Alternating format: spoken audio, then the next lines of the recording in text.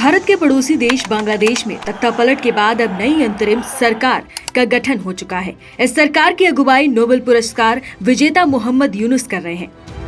बांग्लादेश की नई सरकार में 16 अन्य सदस्य भी शामिल हैं, जिन्हें अलग अलग जिम्मेदारी सौंपी गई है। जिन 16 अन्य लोगों को सरकार का हिस्सा बनाया गया है, उनमें फिलहाल सबसे ज्यादा चर्चा हो रही है अबुल फयाज मोहम्मद खालिद हुसैन की।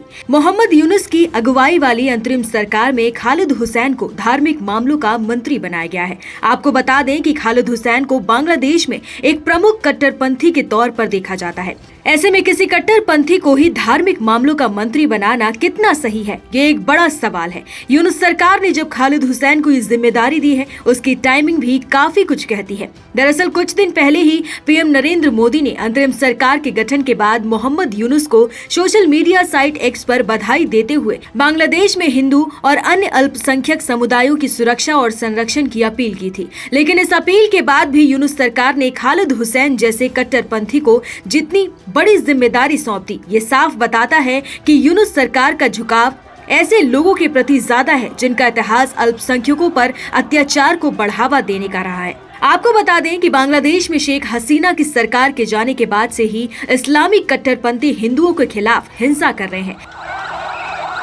स्थिति इस कदर बिगड़ी जा रही है कि कई इलाकों में मंदिरों में तोड़फोड़ और हिंदू समुदाय के लोगों को निशाना बनाने तक की बात सामने आई है।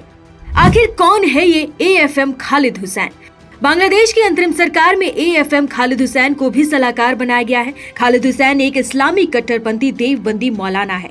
बताया जाता है कि खालिद हुसैन हिफाजत-ए-इस्लाम बांग्लादेश नाम से एक संगठन से जुड़ा हुआ है। इस संगठन का इतिहास रहा है कि ये हिंदू और खास तौर पर भारत विरोधी रवैये अपनाता रहा है।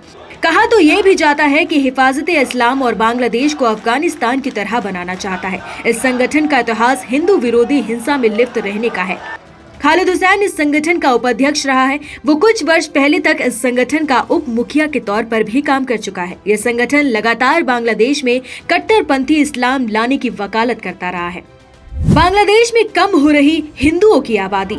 बांग्लादेश में पिछले कुछ सालों में हिंदुओं की आबादी लगातार कम होती जा रही है। साल 1951 में हिंदुओं की आबादी लगभग 22% थी, लेकिन 2011 तक ये घटकर लगभग 8.54% हो गई। हाल ही में मुस्लिम बहुल बांग्लादेश की 170 मिलियन आबादी में हिंदुओं की संख्या लगभग 8% ही है। यहाँ पर हिंदू समुदाय आबादी के मामले में दूसरे नंबर पर है। हिंदुओं पर कट्टरपंथियों के बढ़ रहे हमले। बांग्लादेश में तख्तापलट के बाद से वहाँ रह रहे हिंदुओं पर हो रहे हमलों की घटनाओं में लगातार इजाफा देखा जा रहा है।